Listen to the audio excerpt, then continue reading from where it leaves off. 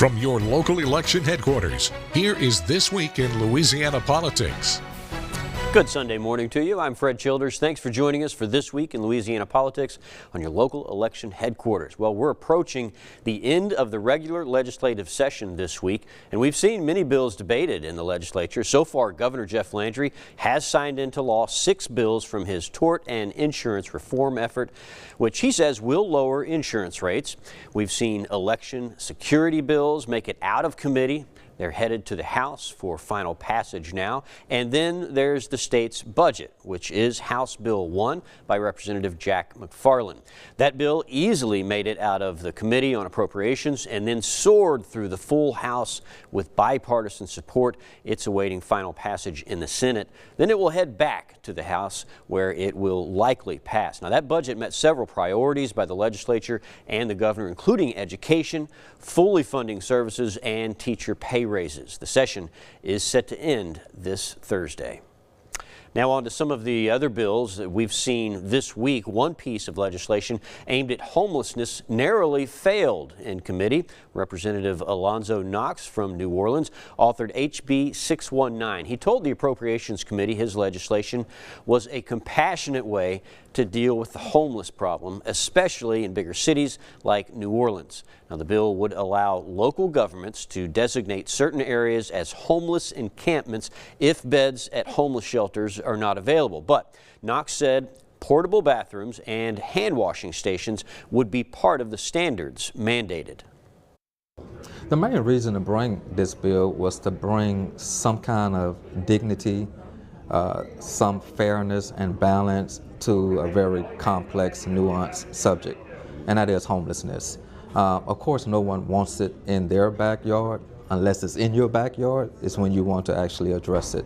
And for many Louisianians, particularly those who live in large urban areas, they see this problem on a regular basis, and unfortunately, they're not getting relief. Again, that bill barely failed in committee. Some committee members opposed the bill, saying they didn't want to see the camps in their town, and they called it an unfunded mandate on local governments. Another bill was rejected, one that would have allowed rape victims under 17 years old to get an abortion. Supporters say it would have protected children from being forced to carry a baby to term. One of the main lawmakers opposing the bill argued along religious lines, saying the unborn have a right to live. 2 Democrats joined Republicans to vote the bill down. Louisiana has one of the strictest abortion laws in the country. Lawmakers are looking for a solution to those old rundown homes and businesses in Baton Rouge that many believe attract crime and, of course, other problems. House Bill 236 passed out of a House committee this week, which would give the local government more authority dealing with blighted property.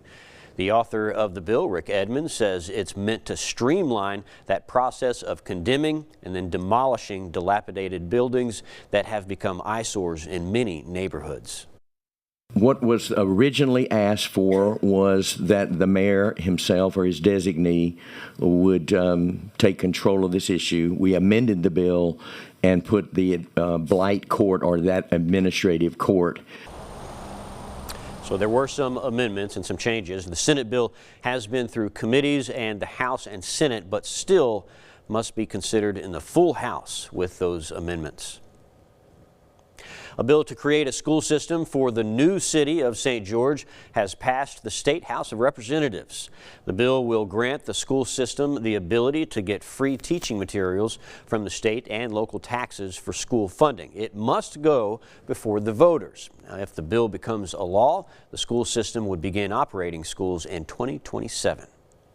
And a bill seeking to increase safety on Louisiana roads is on its way to the governor's desk now. It's a hands-free distracted driving bill, which would make it illegal to post or scroll on social media while driving. It's similar to distracted driving laws that have passed in 33 other states. Activists have been trying to make it a reality in our state for nearly a decade. For instance, the state of Ohio, they just recently enacted their law. Within the first year, there were over 1,500 fewer crashes, 138 or so fewer fatalities. $238 million in economic costs saved. Governor Landry has said he supports this becoming law. Louisiana already has laws making it illegal to text and drive. More than $1 billion, that's how much money the Super Bowl generated for the Pelican State. The scoreboard shows Louisiana took home a big win. Michelle Masson has the governor's press conference and has that story. I am really very excited to be here with you all today to celebrate the success of Super Bowl 59 and its tremendous economic impact.